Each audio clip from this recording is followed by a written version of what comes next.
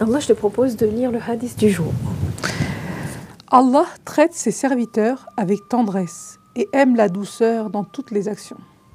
Qu'est-ce qu'il nous enseigne, Allah, ce hadith? Que Dieu aime la douceur. Ce hadith est extraordinaire car le prophète sallallahu alayhi wa sallam nous fait part de ce que Dieu aime. Et ceci est une grande confidence. On traduit souvent la douceur par ar-rifq. À travers la biographie du prophète et les versets du Coran, on constate que ar-rifq, c'est une attitude, c'est un caractère qui regroupe plusieurs qualités, qui consiste à être doux dans ses paroles, ses actes et à agir avec simplicité, sans violence et sans sévérité. D'innombrables hadiths et versets du Coran illustrent cette douceur. Tu sais, cette douceur, elle est aussi dans les attributs d'Allah Ta'ala. Par exemple, on a parmi ces attributs Ar-Raouf, ça veut dire le très doux, le très bienveillant. On a Al-Latif, ça veut dire le doux, le compatissant, le plus subtil, le très raffiné, le bienveillant. Ensuite, on a Al-Halim, ce qui signifie l'indulgent, le plus aimable, le doux. En fait, Allah est doux en toutes choses. Et il nous demande à nous-mêmes d'être doux aussi. Oui, effectivement, la douceur, c'est une qualité et une noblesse de caractère que le croyant se doit d'entretenir pour servir Allah de la plus belle des manières. Par ailleurs, il ne faut pas qu'on oublie que l'homme est un être très émotif et qui est très réceptif à de belles paroles.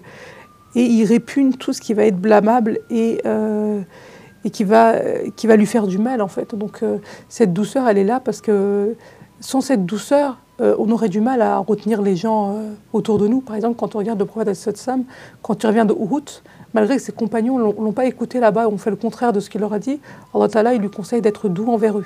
Parce que déjà, ils se sentent coupables, en fait. Quand on fait quelque chose de mal, quand on fait quelque chose qu'il ne faut pas le faire, on se sent déjà coupable nous-mêmes. Donc si on en rajoute une couche, ça ne va pas nous aider à combattre ce mal-être qu'on a en nous. Mais la douceur, ça va nous faire comprendre qu'effectivement, il y a de l'empathie. Effectivement, c'est une religion qui demande la douceur et qui demande le pardon. Donc dire que pensez-vous si nous faisions telle chose est plus agréable à entendre que faites ceci, ne faites pas cela.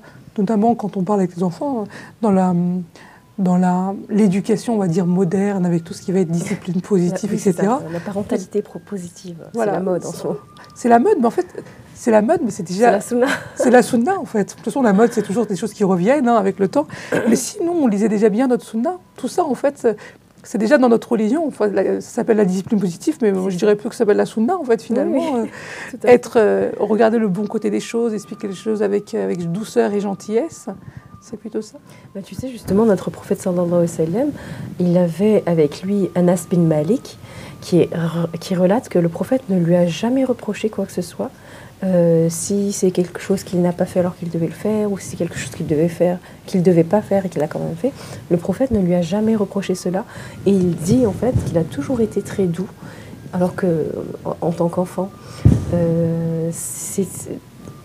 finalement, c'est un exemple à suivre et j'espère qu'on acquérera cette douceur de notre prophète sallallahu alayhi wa sallam. On remarque effectivement qu'il était doux même dans des situations qui étaient très difficiles. Ainsi, l'intention n'est pas d'être doux seulement quand tout va bien, parce que ça c'est facile, en fait, ça se fait automatiquement, mais d'être doux surtout dans des situations où en fait on ne serait pas doux, en fait, on serait plutôt colérique, on serait plutôt mécontent. Donc toutes les situations précipitées relatent des situations difficiles auxquelles le prophète sallallahu alayhi wa sallam était exposé.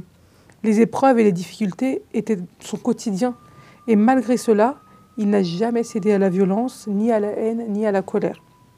Il a gardé toutes ses qualités morales, sa grandeur d'âme, et on doit prendre exemple sur lui, car il est notre modèle. C'est justement donc par la douceur qu'on atteint les cœurs les plus durs. C'est par la douceur qu'on va pouvoir y semer l'amour d'Allah. Qu'Allah nous couvre de sa douceur. Il est le plus doux et le plus bienveillant.